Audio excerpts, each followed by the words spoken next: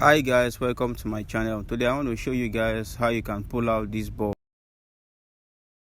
just in case you intend replacing your bulb by yourself.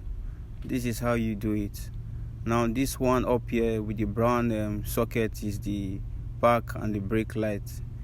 So this is how, if you want to remove it, you have to twist it anti-clockwise and you bring it out, and that is it. It's closed.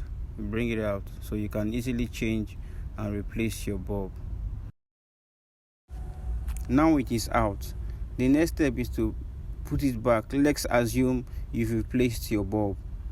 Now looking at this socket, you see it's designed in a way that each lock has different sizes, and when putting it back, you make sure you put it according to its size, then you turn clockwise to tighten it, and that is it. It's very simple.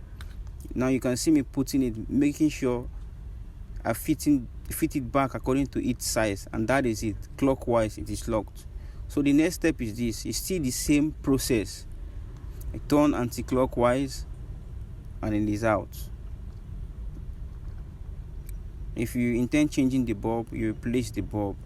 The same way, this one also has different sizes. That is the lock.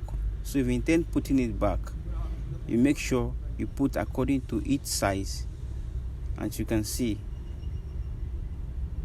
that is it. Then clockwise is locked. Same goes to this. This is for the park light. Same procedure. Anti-clockwise is out. And also the lock is designed with different sizes. So in putting it back, assuming you replaced your bulb, you make sure you fit it back according to its size. Then clockwise, you twist it clockwise, and that is it. So this is how you can lose out